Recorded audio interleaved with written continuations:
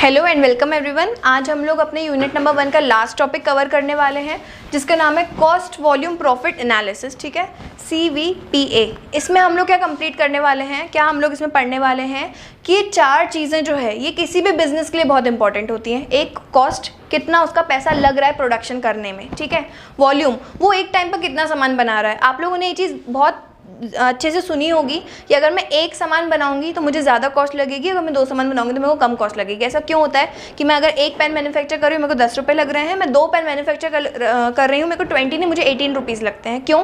क्योंकि हम लोग का जो वेस्टेज होना होता है या जो मशीन्स स्टार्ट करने में जो टाइम लेती हैं वो हम लोग का कुछ एक्सपेंसेस सेव हो जाते हैं। इसलिए हम लोग जितना ज़्यादा प्रोडक्शन करते हैं उतना हमारा ओवरऑल कॉस्ट कम आती है। तो इसलिए कॉस्ट, वॉल्यूम, आप कितना प्रोडक्शन कर रहे हैं, फिर प्रॉफिट। अब जाहिर सी बात है, आप अगर आपकी कॉस्ट कम होगी, वॉल्यूम ज़्यादा होगा तो प्रॉफिट भी ज़्यादा होगा। तो ये थर्ड चीज़ है प्रॉफिट। और उसके बाद है एनालिसिस। अगर इन तीनों चीज़ों के बीच में आपको रिलेशनशिप समझ आ जाए अगर एक बार, तो आप लोग हमेशा जो है अपने बिजनेस का बहुत अच्छे से प्रॉफिट अर्न कर सकते हैं, बहुत अच्छा प्रॉफिट अर्न कर सकते हैं। अगर आपको ये चीज़ समझ आ जाए कि कॉस्ट कम से कम रखनी चाहिए प्रोडक्ट की, और कॉस्ट कम कैसे करेंगे, वॉल्यूम बढ़ा के, वॉल्यूम बढ़ेगा तो प्रॉफिट भी बढ़ेगा। ठीक है, तो इन चार चीज़ों को हम लोग को अब डिटेल में पढ़ना है। अब ये चार चीज़ों का जो रिलेशनशिप है यही इसको हम लोग बोलते हैं कॉस्ट वॉल्यूम प्रॉफिट एनालिसिस। ठीक है, तो इसके लिए हम लोग करते हैं ब्रेक इवन एनालिसिस। ये सेम टॉपिक है जो आप लोगों को फर्स्ट सेम में था। ठीक है, सेम, कुछ भी चेंज नहीं हुआ है, आप लोगों का एक तरीके से रिवीजन ही हो रहा है। ठीक है,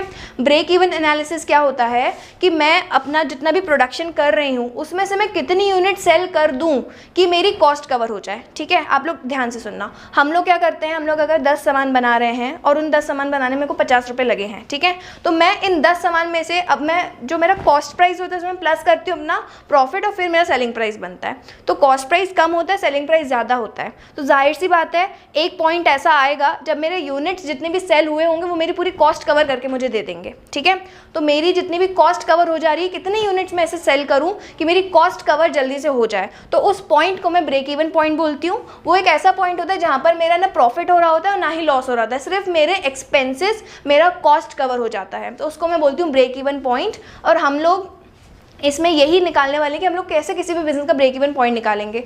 जो बड़ी बड़ी फैक्ट्रीज होती हैं जिसमें प्रोडक्शन बहुत ज़्यादा बल्क अमाउंट में होता है, तो वो यही टेक्निक यूज़ करते हैं ये फाइंड आउट करने के लिए अगर वो 50,000 सामान बना रहे हैं तो वो कितने हज़ार सामान बेच दें जिससे उनकी एटलीस्ट कॉस्ट कवर हो जाए। मतलब उन लोग इनका एक मिनिमम टारगेट उतना तो होता ही है कि चलो अगर प्रॉफिट नहीं भी हो रहा है तो एटलीस्ट कॉस्ट तो कवर हो जाए, लॉस तो ना हो हम लोग को बिजनेस में। तो इसलिए हम लोग ब्रेक इवन एनालिसिस हर बिजनेस में, बड़े बिजनेस में, छोटे बिजनेस में ये चीज़ करते ही हैं। ये एक बहुत ही प्रैक्टिकल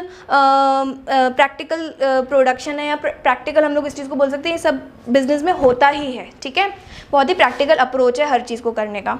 ठीक है, तो ये ब्रेक इवन एनालिसिस को हम लोग जब पढ़ेंगे तो इसका जो फॉर्मूला होता है वो आपका होता है fixed cost upon selling price per unit minus variable cost per unit. यहाँ पर 3 हम लोग ने नए टर्म्स पढ़े।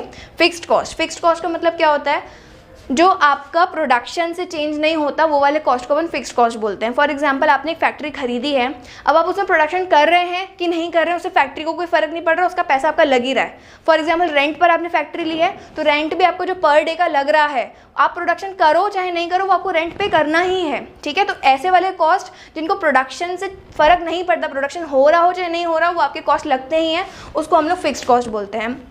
वेरिएबल कॉस्ट कौन से कॉस्ट होते हैं, जो प्रोडक्शन होने पर ही होते हैं। ठीक है, फॉर एग्जांपल लेबर को जब अपन वेजेस देते हैं, अगर हम लोग प्रोडक्शन करेंगे ही नहीं तो हम लोग लेबर को वेजेस क्यों देंगे। ठीक है, अगर हम लोग प्रोडक्शन करेंगे ही नहीं तो हम लोग रॉ मटेरियल पे खर्चा क्यों करेंगे। तो कुछ ऐसी कॉस्ट होती हैं जो तभी अराइज होती हैं जब हम लोग प्रोडक्शन करते हैं, तो ऐसी वाली कॉस्ट को हम लोग वेरिएबल कॉस्ट बोलते हैं, जो प्रोडक्शन के साथ साथ चेंज होती जाती है। वेरिएबल वर्ड का मतलब ही होता है चेंज होना, तो ये होती है वेरिएबल कॉस्ट। सेलिंग प्राइस तो आप सबको पता ही है, कॉस्ट में जब आप प्रॉफिट जोड़ देंगे तो आपका सेलिंग प्राइस बन जाएगा। तो ये फॉर्मूले में जब आप पुट करेंगे यहाँ से आपको ब्रेक इवन पॉइंट मिल जाएगा कि आपके बिजनेस का ऐसा कौन सा पॉइंट है, ऐसा कौन सा पॉइंट ऑफ सेल्स है जहाँ तक अगर आप पहुँच गए तो आपका जितना भी कॉस्ट है वो सारा कवर हो जाएगा और इसके ऊपर आप जितना भी बेचेंगे वो आपका प्योर प्रॉफिट है। ठीक है, तो इससे हम लोग निकालते हैं ब्रेक इवन पॉइंट।